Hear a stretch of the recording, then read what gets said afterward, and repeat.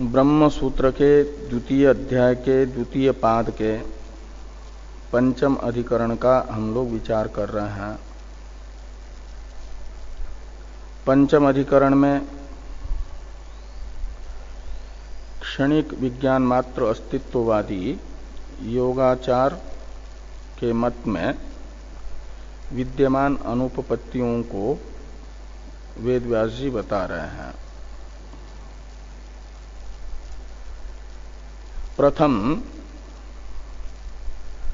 विज्ञान मात्र का ही अस्तित्व कैसे है, विज्ञान से अलग विषयों का अभाव ही है। इस प्रकार का योगाचार का मत अनेक युक्तियों से पूर्व पक्षी के रूप में बताया गया और नाभावः उपलब्धे इस सिद्धांत सूत्र से वेदव्यास जी ने ये कहा कि ज्ञान से अलग विषयों का अभाव नहीं है, भाव ही है। क्यों तो कहते उपलब्ध है,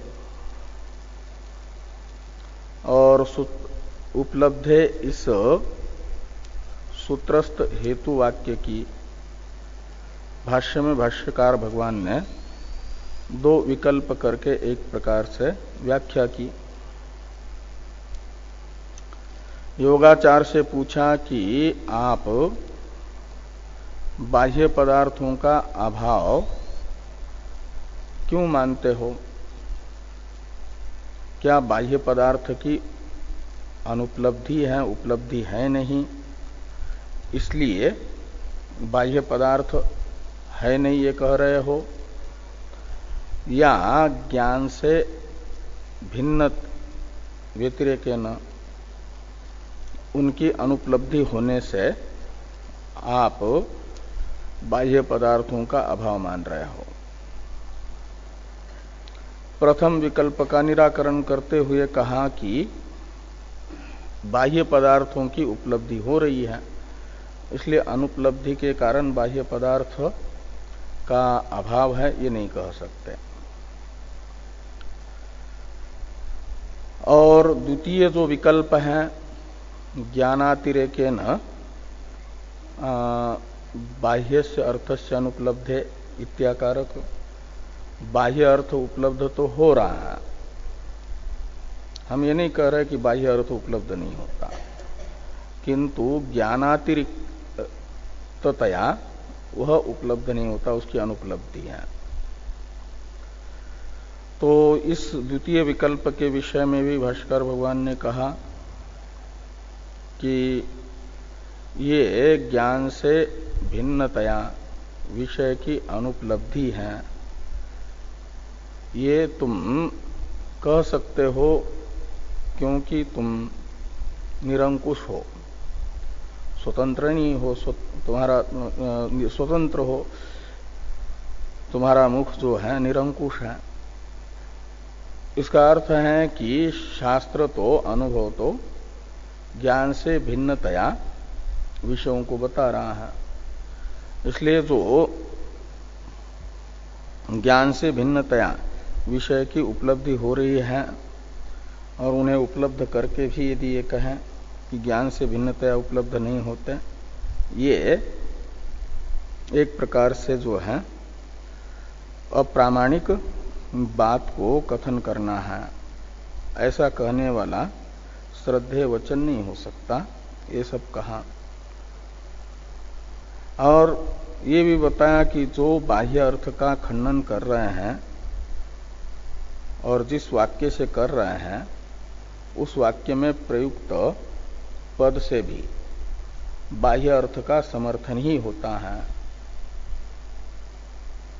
ये कहते हैं योगाचार की बाह्य पदार्थ है नहीं, अपितु आंतर पदार्थ ही बाहर के तरह भासते हैं। यद अंतर ज्ञेय रूपम तद बहिर्वत अवभासते, इस वाक्य में जो बहिर्वत में बहिर्वत इस शब्द से बाह्य पदार्थ को दृष्टांत के रूप से रखा है। इसका अर्थ है कि बाहर पदार्थ है तब तो दृष्टांत के रूप से उसे रखा जा सकता है। तो दृष्टांत के रूप से क्यों न हो बाहरी पदार्थ का अस्तित्व जो स्वीकार कर रहे हैं बहिर्वत इस शब्द से, वे बाह्य पदार्थ का ज्ञान से व्यतिरेके न अस्तित्व खंडन नहीं कर सकते हैं। और इस प्रकार ये जो है इनका ना भाव उपलब्धे इस सूत्र की व्याख्या का उपसंहार करते हुए कहा कि तस्मात् यथानुभवम तत्वम अभ्युपगच्छद्भिर बहिरेव अवभासते इति युक्तम अभ्युपगंतुम न तो बहिर्वद अवभासते इति। एवकार का ही प्रयोग करना अनुभवानुसारी है, न कि वत्कार का। अब ननु इत्यादि से बाह्यार्थ का खंडन करने वाले योगाचार अनुभव का बाधक अनुमित्यात्मक प्रमा को बता रहे हैं। ये जो बाह्य पदार्थों की उपलब्धि रूप अनुभव है, ये बाधित होता है। किससे बाधित होगा? तो अनुमिति रूपी प्रमा से। ये कथन है योगाचार का। इसलिए यथार्थ ज्ञान नहीं है बाह्य पदार्थ की उपलब्धि, भ्रम है। बाह्य पदार्थ है ही नहीं, अंदर ही है और उनकी उपलब्धि भ्रम है, ज्ञान से अतिरिक्ततया बाहर। और उसे उपलब्धि को भ्रम क्यों कह रहे हैं, भ्रांति क्यों कह रहे हैं? कहते बाध होने से। किससे बाध होता है? मिथ्यात्व निश्चय होता है। तो कहते हैं ये युक्ति से, यानी अनुमान प्रमाण से जनित अनुमित्यात्मक प्रमा से। ये ऐसा हम पहले कह चुके हैं। और उसके लिए युक्ति बताई, अर्थात अनुमान बताया था उन्होंने कि ज्ञेयम ज्ञानातिरेकेन असत तद अतिरेकेन असंभवात नर श्रृंगवत। ये जो अनुमान है, इस अनुमान से उत्पन्न हुआ जो ज्ञान, परमात्मक ज्ञान, वो हो जाएगा ज्ञेयम ज्ञानातिरेकेन असत इत्याकारक अनुमिति रूपी प्रमा। और इस प्रमा से ज्ञान से अतिरिक्त ज्ञेय का अभाव सिद्ध हो रहा है, निश्चित हो रहा है। इसलिए यदि ज्ञान से अतिरिक्ततया ज्ञेय की उपलब्धि हो रही है तो माना जाएगा कि वह उपलब्धि भ्रम है। इस प्रकार की योगाचार शंका ननु इत्यादि से कर रहे हैं। ननु इत्यादि का अवतरण है टीका में कि ज्ञेयार्थो ज्ञानातिरेकेण असन असंभवात इति उक्त बाधात वत्करणम इति शंकते ननु इति। कहते हैं कि ज्ञेयार्थो ज्ञानातिरेकेण असन असंभवात, ये जो अनुमान है और इस अनुमान से उत्पन्न हुई अनुमित्यात्मक प्रमा है, उससे ज्ञानातिरेकेण बाह्य पदार्थों की उपलब्धि का बाध होने से, ये बहिरेव उपलभ्यते, यहाँ एवकार करना उचित नहीं, अपितु वत्करण करना ही उचित है।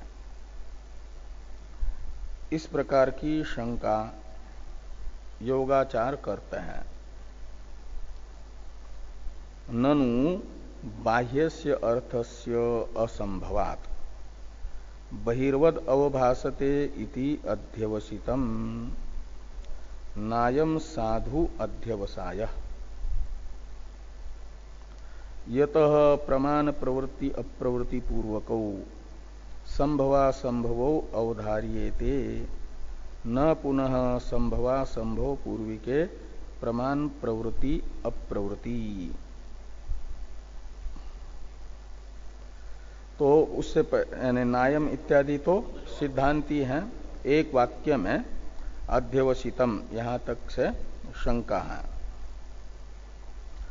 कि ननु बाह्य से अर्थस्य असंभवात बहिर्वद अवभासते इति अध्यवसितम, इतनी शंका है कि बाह्य अर्थ का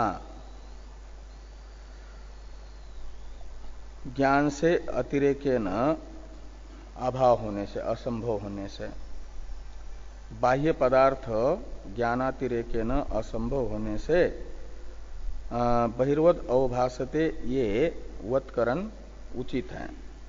इति अध्यवसितम यानी निश्चित किया हमने, ऐसा यदि योगाचार कहते हैं तो नायम साधु अध्यवसाय, इससे भाष्कर भगवान कह रहे हैं तुमने जो निश्चय किया वो निश्चय तुम्हारा उचित नहीं है, गलत निश्चय है, क्योंकि गलत अनुमान का सहारा लिया है, गलत युक्ति के आश्रय से ये तुम्हारा निश्चय है, वत्करण का निश्चय। तो नायम साधु इत्यादि का अवतरण है टीका में, सत्व निश्चय न, अच्छा शुरू से ही है, हाँ कहीं एक विकल्प है, ननु इति यहां से अवतरण है, को असौ असंभव असत्वं वा असत्व निश्चयो वा अयुक्तत्वं वा उत्कट कोटिक संशयात्मक संभवस्य अभावो वा। यानी पूर्व पक्षी का जो अनुमान है जिसमें ज्ञानातिरेके न असंभवात ये हेतु है, इस हेतु के विषय में चार विकल्प किए हैं। जिस अनुमान से जनित प्रमा से योगाचार बाह्य पदार्थ का बाध मानता है, बाह्य पदार्थ का बाध मानते हैं और उपलब्धि को भ्रम मान रहे हैं, उस अनुमान में जो हेतु है असंभवात, उसका अनुमान है ज्ञेयम ज्ञानातिरेकेन असत तद अतिरेकेन असंभवात नरश्रृंगवत, ये जो अनुमान, और इस अनुमान में तद अतिरेकेन असंभवात ये जो हेतु है, इस हेतु के विषय में ये चार विकल्प हैं। इन चार विकल्पों में पहला विकल्प है, ये पूछ रहे हैं कि को असौ असंभव, यहाँ असंभव शब्द से उस अनुमान में प्रयुक्त हेतु के रूप में प्रयुक्त जो असंभव है तद अतिरेकेन असंभवात में, वो अनुमान है 68 नंबर पृष्ठ पर टीका में, ज्ञेयम ज्ञानातिरेकेन असत तद अतिरेकेन असंभवात नरश्रृंगवत। ये योगाचार ने ज्ञान से अलग बाह्य पदार्थों के अभाव का निश्चायक अनुमान बताया है। इस अनुमान में प्रयुक्त जो हेतु है तद अतिरेकेन असंभवात, इस हेतु के विषय में ये चार विकल्प हैं कि को असौ असंभव, ये आपके अनुमान में प्रयुक्त असंभव रूप हेतु है। इसका क्या स्वरूप है, असंभव पदार्थ कौन है, क्या असत्वम यानी ज्ञानातिरेकेन बाह्य से अर्थस्य असत्वम, ये असंभव पदार्थ है, हेतु है। असंभव शब्द का अर्थ असत्व करोगे, अथवा असत्व निश्चय ये असंभव है, ज्ञानातिरेकेन बाह्य पदार्थों का असत्व ये असंभव है, सत्वाभाव। या असत्व का निश्चय असंभव है। ये दोनों में अंतर है ना। एक ज्ञान है निश्चय और वो असत्व। एक तो असत्व यानी सत्ता का अभाव, बाह्य पदार्थ के सत्ता का अभाव, बाहर है नहीं। और दूसरा उसके अभाव का निश्चय। एक पदार्थ है नहीं और उसके है नहीं पने का अभाव है, अभाव का निश्चय है। खाली अभाव तो एक ये हुआ एक प्रकार से वस्तु का एक ज्ञेय कोटि में आता है। और ये ज्ञान है निश्चय, असत्व निश्चय। और तीसरा विकल्प है अयुक्तत्व। और चौथा विकल्प है उत्कट कोटिक संशयात्मक संभव। यानी असंभव में अ का अर्थ अभाव करेंगे तो असंभव का अर्थ है संभवाभाव। असंभव का अर्थ करेंगे संभव का अभाव। और संभव क्या? तो संभव पदार्थ हैं, जिस संभव के अभाव को असंभव कहा जाएगा वह संभव क्या है? तो संभव के विषय में कहते हैं कि उत्कट कोटिक संशयात्मक संभव।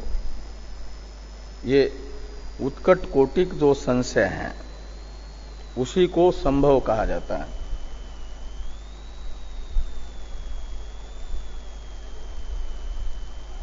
उत्कट कोटिक संशयात्मक संभव के अभाव को असंभव कहा जाएगा। ये चार विकल्प हो गए। एक ज्ञानातिरेकेन बाह्य पदार्थों का बिल्कुल असत्व, सत्वाभाव। दूसरा असत्व का निश्चय। तीसरा अयुक्तत्व। और चौथा संभव का अभाव। और संभव है उत्कट कोटिक संशय, उसका अभाव, ये असंभव है। ये चार में से आपके अनुमान में प्रयुक्त तदतिरेकेन असंभवात में असंभव हेतु क्या है? यदि पहला मानते हैं असत्वम, तदतिरेकेन असंभवात का अर्थ हो जाएगा तदतिरेकेन असत्वात। तद अतिरेकेन में तद का अर्थ है ज्ञान, तो ज्ञान से अतिरेकेन असत्व, पहले विकल्प में यह अर्थ निकलेगा कि ज्ञेयम ज्ञानातिरेकेन असत तद अतिरेकेन असंभवात नरसिंहवत। इसमें हेतु में जो असंभव पदार्थ है वो असत्व करेंगे, तद अतिरेकेन असत्वात ऐसा। तो दोष क्या आएगा? साध्य और हेतु एक हो जाएगा।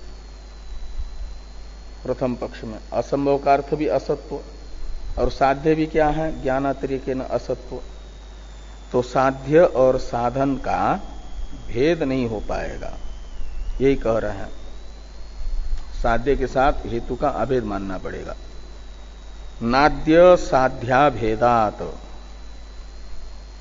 यानी असंभव पदार्थ, असंभव रूप जो हेतु है उसका अर्थ असत्व नहीं किया जा सकता।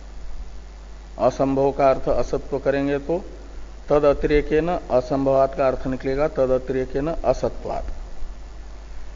और साध्य भी क्या है? ज्ञानातिरेकेन असत्व।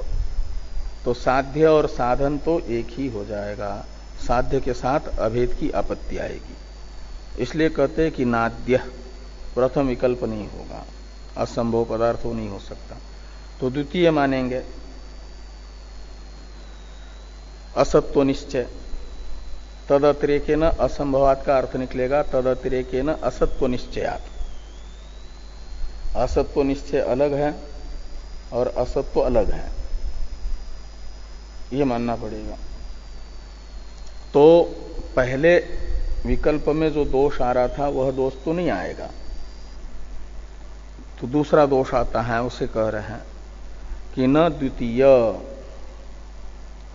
तो क्या दोष आ रहा है यहां पर? तो कहते ये दोष आता है जिसे भाष्यकार भगवान स्वयं नायम साधु अध्यवसायी से खंडन कर रहे हैं। और नायम साधु अध्यवसाय इसका अभिप्राय बता रहे हैं टीकाकार कि स्थूलो घटस्तंभो इति समूहालंबने स्थूलत्व द्वित्व घटत्व स्तंभत्व रूप विरुद्ध धर्मवतो अर्थयो अस्थूलात् एकस्मात् द्वयावगाही विज्ञानात् भेद सत्व निश्चयेन, निश्चयन ये तृतीयांत होना चाहिए। ये न निश्चय के साथ है, न नहीं, न को इधर ले आइए। वो न का अन्वय अभाव अर्थ में नहीं लगता। हाँ, द्वयावगाही विज्ञानात् भेद सत्व निश्चयेन असंभवा सिद्धि इत्याह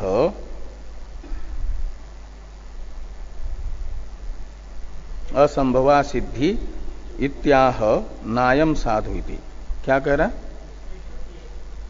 नहीं, सती नहीं, वो तृतीयांत है।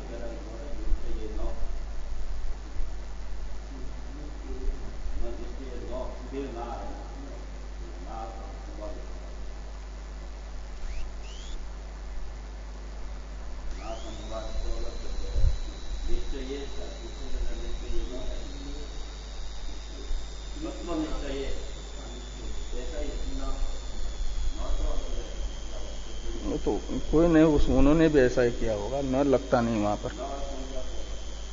न असंभवात करने से लगेगा नहीं ना। असंभवा सिद्धि, असंभव की असिद्धि नहीं का मतलब अर्थ निकलेगा असंभव की सिद्धि होगी। असंभव तो पूर्व पक्षी का अभिष्ट सिद्ध हो जाएगा, उसका खंडन किया जा रहा है, इसलिए तृतीयांत होना चाहिए। अर्थ ये निकलता है तृतीयांत का ही कि स्थूलो घट स्तंभो एक समूहालंबन ज्ञान है। समूहालंबन ज्ञान कहते हैं एक ही ज्ञान के अनेक पदार्थ विषय हो, अनेक मुख्य विशेषताशाली ज्ञानम समूहालंबनम। एक विशिष्ट ज्ञान होता है जिसमें अनेक विशेष्य होते हैं, ऐसे ज्ञान को कहा जाता है समूहालंबन ज्ञान। तो यहां पर स्थूलो घट स्तंभो, घट और स्तंभ दो पदार्थ हैं और दोनों का विशेषण है स्थूलत्व। स्थूलो घट स्तंभो ये एक ज्ञान है कि ये घट और स्तंभ नाम का जो पदार्थ है ये दोनों को विषय करने वाला एक ज्ञान है और दोनों को भी स्थूलत्व रूप विशेषता से युक्ततया विषय कर रहा है कि दोनों में भी स्थूलत्व है। स्थूलो घटपटो का अर्थ है स्थूलत्व विशिष्टो घटपटो घटस्तंभो। तो इस ज्ञान में स्थूलत्व विशेषण के रूप से विषय बन रहा है और घट और स्तंभ ये दोनों विशेष्य के रूप से विषय बन रहे हैं। एक समूहालंबनात्मक ज्ञान है और ये कहा जा रहा है कि स्थूलो घट स्तंभो इति समूहालंबने यानी समूहालंबनात्मक ज्ञान में क्या होगा कि स्थूलत्व द्वित्व घटत्व स्तंभत्व रूप विरुद्ध धर्मवतो अर्थयो ये समूहालंबन ज्ञान स्थल है और इसमें ये सब दो पदार्थ विषय बने हैं, उनमें परस्पर विरोधी धर्म विशेषण बने हैं। कौन कौन?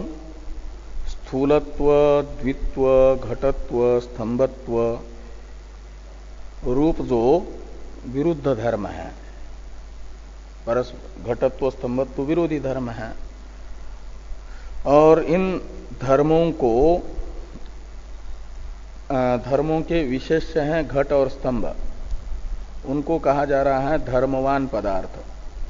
तो धर्मवतो अर्थयो, ये स्थूलत्व, दित्व, घटत्व, स्तंभत्व रूप विरोधी धर्म से युक्त जो दो पदार्थ, वो कौन है? घट और स्तंभ रूप पदार्थ। इन दोनों पदार्थों में क्या हुआ? तो विज्ञानात् भेद सत्व निश्चयन, इन दोनों पदार्थों में विज्ञान का भेद निश्चय होने से इस समूहालंबन ज्ञान स्थल पर क्या हो रहा है कि स्थूलो घटपटो इत्याकारक जो एक ज्ञान हुआ, इस ज्ञान से उसके विषय घट और पट भिन्न है, ये निश्चय हो रहा है। इसलिए ज्ञान तो कैसा है? ये एक है, इसलिए ज्ञान में तो एकत्व तो रहेगा। स्थूलो घटपटो, ये ज्ञान एक ही ज्ञान है, एक ही ज्ञान में ये परस्पर विरोधी धर्म वाले दो पदार्थ विषय बने हैं। समूहालंबनात्मक एक ज्ञान है और उस ज्ञान तो एक है और विषय दो है। ज्ञान में एकत्व है, विषय में द्वित्व है। ज्ञान सूक्ष्म है, विषय स्थूल है। ज्ञान में घटत्व स्तंभत्व नहीं है, ज्ञानत्व है, उनमें घटत्व स्तंभत्व है। इसलिए कह रहे हैं कि एकस्मात् और द्वयावगाही विज्ञानात्, वो है एक ज्ञान और दो को विषय कर रहा है। दो को, हाँ, तो परस्पर विरोधी धर्म वाले दो पदार्थों को विषय करने वाला जो एक ज्ञान है, उस एक ज्ञान से क्या हुआ? भेद सत्व निश्चयन, भेद के सत्व का यानी भेद के अस्तित्व का, विद्यमानता का यानी भिन्नता का भेद सत्व निश्चयन। किसके भेद सत्व का निश्चय हुआ? तो अर्थयो यानी विज्ञानात् अर्थयो भेद सत्व निश्चयन, ऐसा अन्वय करिए। इन दो पदार्थों में घट और स्तंभ रूपी जो विज्ञान के विषय हैं, इन विषयों में विज्ञान के भेद के सत्व का निश्चय होने से ये भेद सत्व निश्चयन का अर्थ है, तृतीयांत है। हाँ, तो इसलिए और वो जो ज्ञान है इनको विषय कर रहा है, दो को विषय करने वाला एक ज्ञान है, वह अलग है और विषय अलग है। ज्ञान से विषय अलग है, तो ज्ञान से विषय के भेद का निश्चय होने से भेद सत्व निश्चय न का अर्थ है। क्या हो जाएगा? असंभव असिद्धि।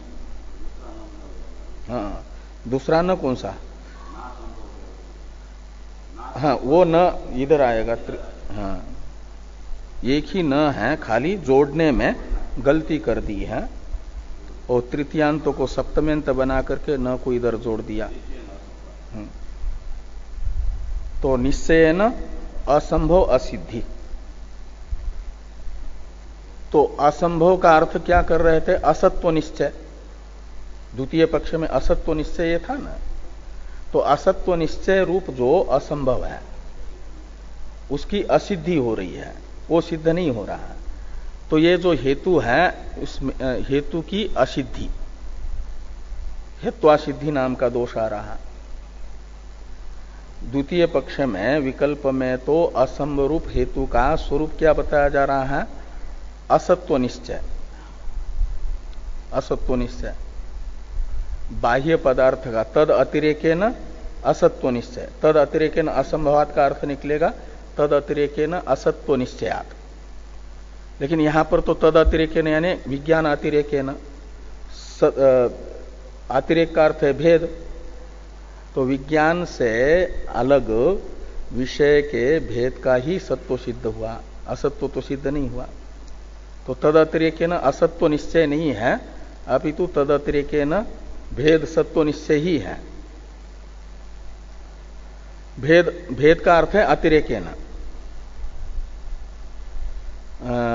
भेद सत्व का अर्थ कर दीजिए, भेदेन सत्व इति भेद सत्व तस्य निश्चय तेन भेद सत्व निश्चयन का मतलब ज्ञानातिरेकेन सत्व निश्चय होने से, ज्ञानातिरेकेन विषय के सत्व का ही निश्चय होने से असत्व निश्चय रूप जो असंभव रूप हेतु है उसकी असिद्धि, ये अर्थ निकलेगा। और यदि न को वहां रखेंगे अभावार्थ में तो असंभव सिद्धि अर्थ निकलेगा, वो तो पूर्व पक्ष का अभिष्ट सिद्ध हो जाएगा।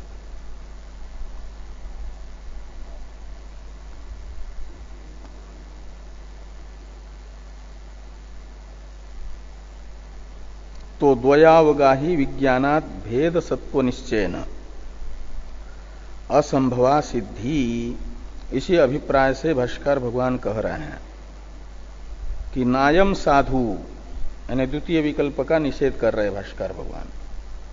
असंभव शब्द का अर्थ असत्व निश्चय नहीं कर सकते, ये बता रहे हैं कि नायम साधु अध्यवसाय, अयम अध्यवसाय शब्द से लीजिए असंभव शब्द का जो अर्थ किया असत्व निश्चय,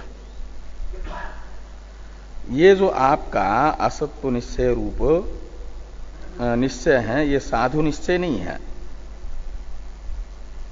क्योंकि असंभव असत्व निश्चय रूप असंभव ये जो है सिद्ध नहीं होता। ज्ञान से भेदे न बाह्य पदार्थ का सत्व निश्चय ही होने से। यतः, यही आगे कह रहे हैं कि यतः प्रमाण प्रवृत्ति अप्रवृत्ति पूर्वको संभवा संभवो अवधार्यते न पुनः संभवा संभव पूर्वी के प्रमाण प्रवृत्ति अप्रवृत्ति। कहते हैं कि संभव असंभव का निर्धारण होता है प्रमाण की प्रवृत्ति अप्रवृत्ति से। प्रमाण प्रवृत्ति पूर्वक संभव का निश्चय और प्रमाण की अप्रवृत्ति पूर्वक असंभव का निर्धारण होता है, उदाहरण होता है। इससे विपरीत नहीं होता। न पुनः संभव असंभव पूर्वी के प्रमाण प्रवृत्ति अप्रवृत्ति।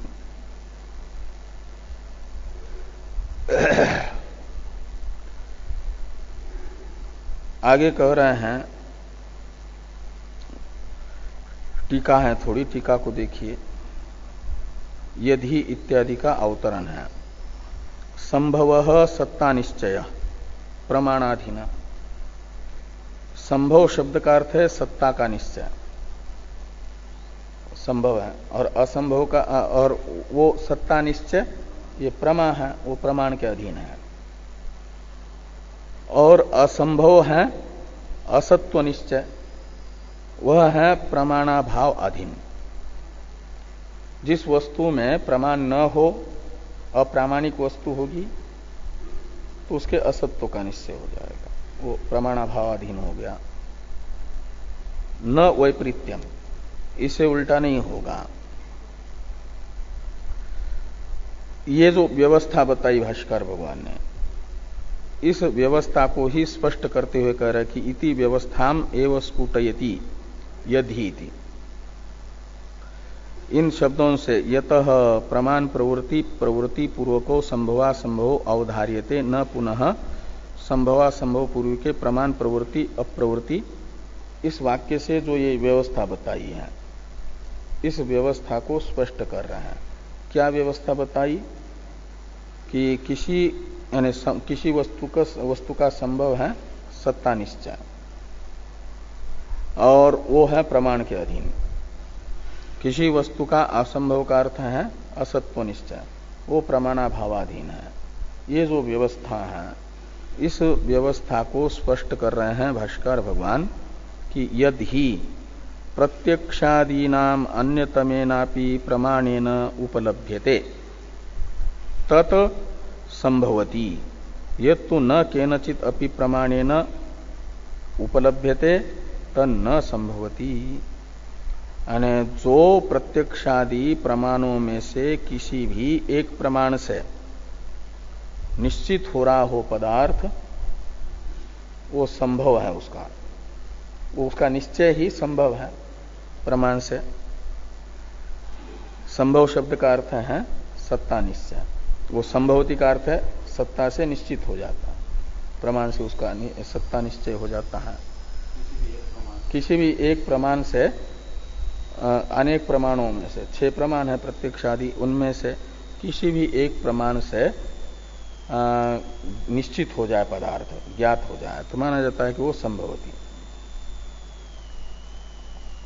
और ये तो न केनचित अभी प्रमाणेन उपलब्धते, प्रत्यक्षादि प्रमाणों में से किसी भी प्रमाण से जो उपलब्ध नहीं हो रहा है तो माना जाएगा, यानी जिस पदार्थ में प्रत्यक्षादि प्रमाणों में से किसी भी प्रमाण की प्रवृत्ति नहीं हो रही है, उपलब्ध नहीं हो रहा है का अर्थ, तो माना जाएगा कि वह है नहीं, वो असत्व निश्चय हो जाएगा, वो असंभव है।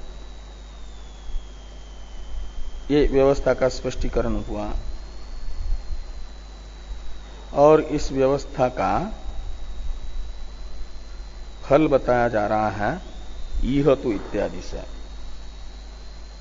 ईहतु इत्यादि का अवतरण है टीका में, उक्त व्यवस्थाया फलम बाह्यार्थस्य प्रत्यक्षादिभिः संभवम वदन एव तृतीयम दूषयति इह इति।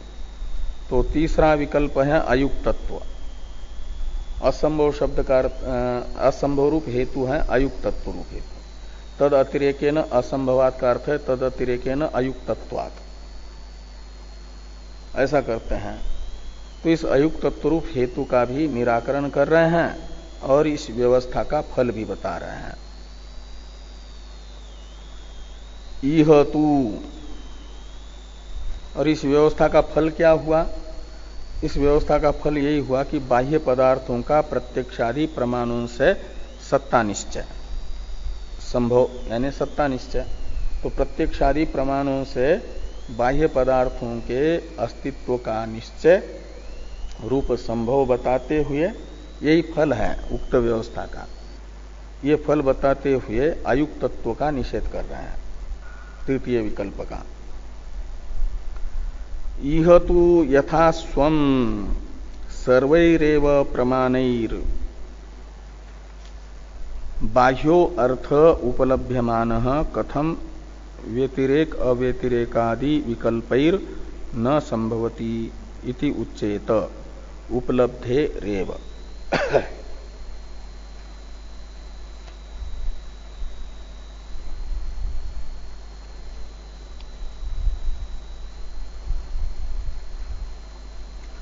तो ये कह रहे हैं यह तो यथा स्वं सर्वैरेव प्रमाणैर बाह्यो अर्थो उपलभ्यमानः। तो प्रत्यक्षादि प्रमाणों में से जितने प्रमाणों का विषय बनना संभव है घटादि बाह्य पदार्थों का, उन सब प्रमाणों से जितनों का विषय बनना संभव है घटादि प्रमाणों का, उन सब प्रमाणों से घटादि बाह्य पदार्थ की उपलब्धि हो रही है। बाह्यो अर्थ उपलभ्यमान, उपलभ्यमान यानी अनुभूयमान, निश्चयमान। तो बाह्य पदार्थों का तो प्रत्यक्षादि प्रमाणों में से जितने प्रमाणों से संभव हो अनुभव हो रहा है। तो कथम व्यतिरेक अव्यतिरेकादि विकल्पैर न संभवति इति उच्चेत। तो वे जो पहले कहा था ना उन लोगों ने कि मान लो, योगाचार ने बाह्य पदार्थों का अस्तित्व स्वीकार करने वालों से पूछा था कि मान भी ले हम कि बाह्य पदार्थ हैं, तो बताओ कि वे परमाणु रूप हैं या परमाणुओं का समूह रूप है। तो परमाणु रूप भी यदि मानेंगे तो स्थूलत्व, स्थूलः स्तंभ, ये जो अनुभूति होती है उसमें स्थूलत्व नहीं है, परमाणु में स्थूलत्व नहीं है, स्थूलत्व का व्याघात की आपत्ति आएगी। और समूह का तो पहले ही खंडन हुआ, बाह्य पदार्थ का अस्तित्व मानने वालों का ही मत खंडन करते समय। इसलिए जब परमाणुओं से, परमाणु रूप भी यानी परमाणुओं से अभिन्न भी उनको नहीं कहा जा रहा है, कह सकते, और परमाणु से भिन्न उनका समूह रूप भी नहीं माना जा सकता, ये जो विकल्प किया था तद व्यतिरेक अव्यतिरेक विषयक, और उसको लेकर के अयुक्तता बताई थी बाह्य पदार्थों में योगाचार ने। उसके लिए कह रहे हैं कि कथम व्यतिरेक अव्यतिरेकादि विकल्पैर न संभवती इति उच्यते। न संभवती का अर्थ यहां पर हो जाएगा, संभव का अर्थ है युक्तत्व, असंभव का अर्थ है, न संभवती का अर्थ है अयुक्त। तो इन व्यतिरेक अव्यतिरेक यानी परमाणु आदि से भिन्न, परमाणु से अभिन्न भिन्न, ये अव्यतिरिक्त व्यतिरिक्त इन विकल्पों से बाह्य स्तंभादि पदार्थों को अयुक्त कैसे कहा जा सकता है। न संभवती का अर्थ है अयुक्तम, कथम अयुक्तता, इनमें अयुक्तता कैसी मानी जाएगी। कहा क्यों नहीं मानी जा सकती, कहते उपलब्धि रेव, क्योंकि उपलब्धि हो रही है, अनुभव हो रहा है, और अनुभव के लिए कहा जाता है कि नहीं दृष्टे अनुपपन्नम नाम, जो दृष्ट हैं, अनुभूत पदार्थ हैं, अनुभव का विषय बन रहा है, उसका युक्ति से अपलाप नहीं किया जा सकता, युक्ति मात्र से खंडन नहीं होता अनुभूत पदार्थ का।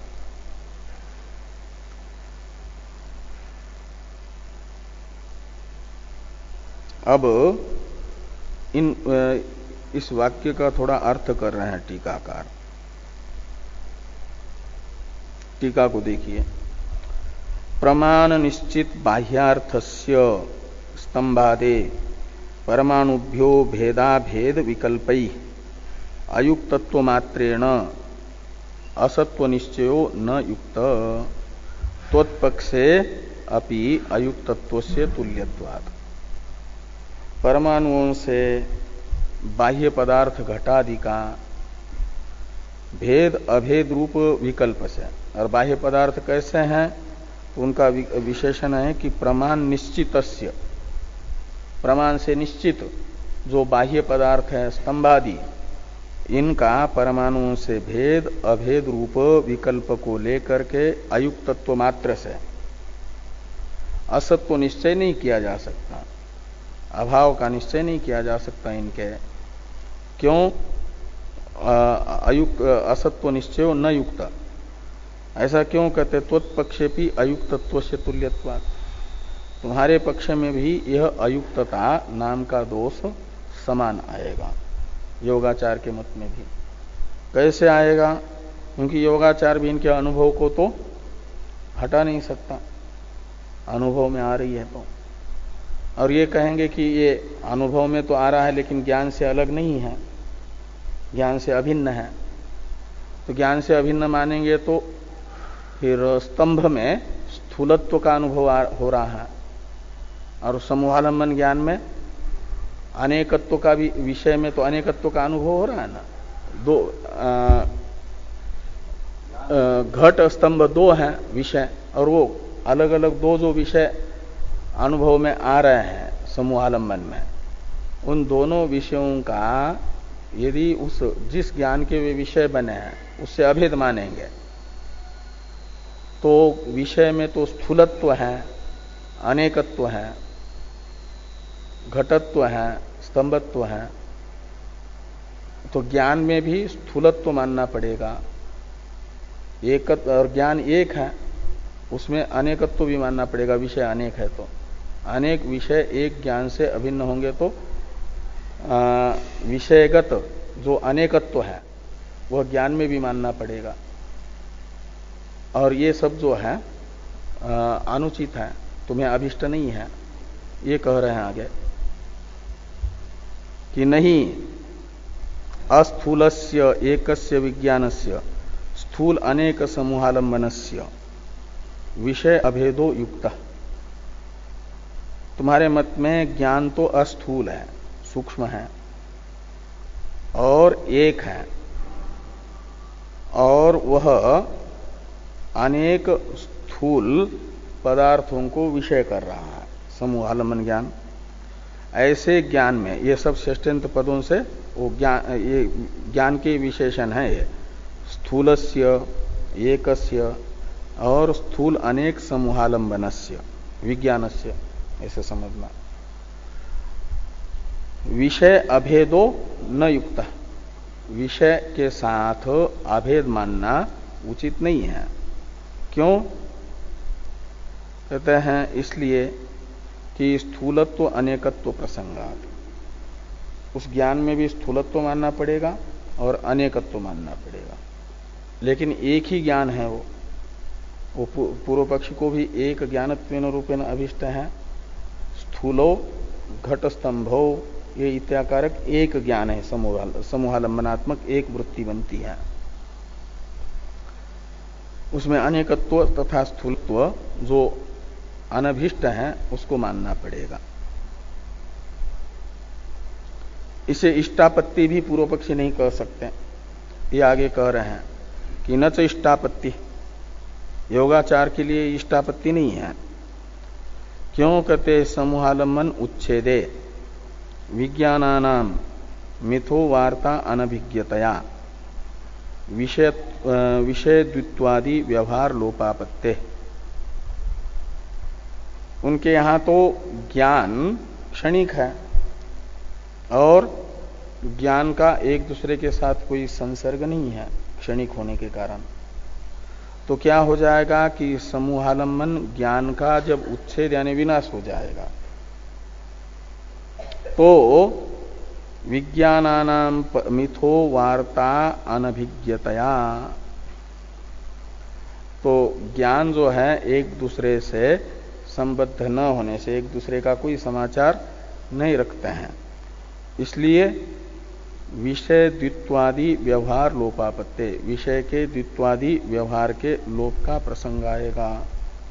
यह प्रसंग जो है पूर्व पक्षी को भी अभिष्ट नहीं है, इष्टापत्ति नहीं है। तस्मात, इसलिए क्या होगा? यानी अयुक्तत्व जो दोष बताया जा रहा था वो अयुक्तत्व दोष दोनों में समान है, इसलिए ये असंभव शब्द का अर्थ अयुक्तत्व भी नहीं किया जा सकता। वो अयुक्तता तो इनके मत में भी आ रही है। इसलिए कह रहे हैं कि तस्मात् अयुक्तत्वेपि यथा अनुभवम व्यवहार योग्यो अर्थ स्वीकार्य, अध्यास की तरह यहां पर भी है। इसलिए सिद्धांती कह रहे हैं क्या कि अयुक्तत्वेपि यानी बाह्य पदार्थ को परमाणुओं से भिन्न, परमाणु से अभिन्न मानते हैं तो उनका भेद भी और अभेद भी मानेंगे तब भी सिद्धि नहीं हो पाती। ये जो अयुक्तता थी, इस प्रकार की अयुक्तता बाह्य पदार्थ को ज्ञान से अलग स्वतंत्र सत्ता देने में आ भी जाए अयुक्तता, तब भी कहते हैं यथा अनुभव, अनुभव के अनुसार क्या करना चाहिए कि व्यवहार योग्यो अर्थ स्वीकार्य, जिससे अनुभूयमान व्यवहार की उपपत्ति होती है, ऐसे अर्थ को स्वीकार करना ही चाहिए। तो ज्ञान से भिन्न बाह्य पदार्थ को मानने पर ही द्वित्वादि, विषय के द्वित्वादि व्यवहार की उपपत्ति होती है। इसलिए ज्ञान से अलग बाह्य पदार्थ का अस्तित्व अयुक्त होने पर भी, युक्ति से निश्चित न होने पर भी उसे व्यवहार के अनुसार स्वीकार करना ही चाहिए, अनुभवानुसार। तो यथा अनुभवम व्यवहार योग्यो अर्थो स्वीकार्य, ये तृतीय विकल्प का निराकरण हुआ। चतुर्थ के विषय में कहते हैं, टीका में ही है, न चतुर्थ निश्चिते तादृश संभवस्य अनुपयोगात।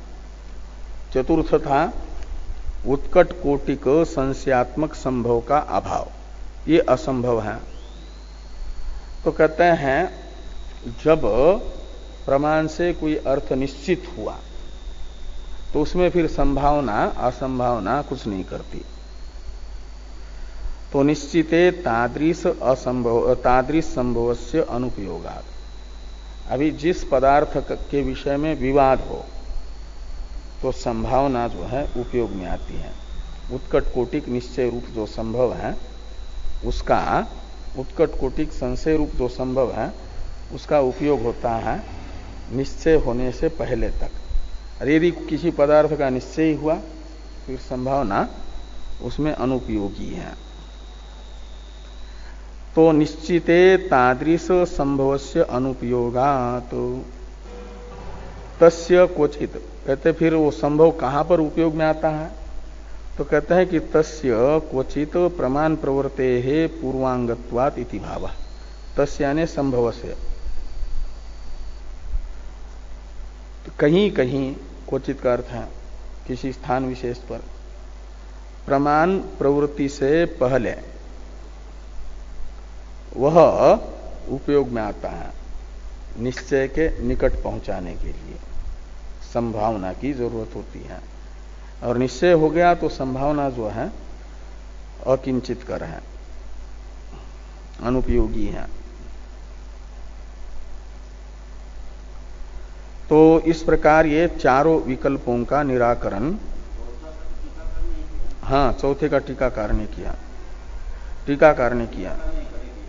हाँ विकल्प भी टीकाकार ने किए थे। दो विकल्पों का खंडन टीकाकार ने किया, पहले का और चौथे का, और दो विकल्पों का भाष्य में है।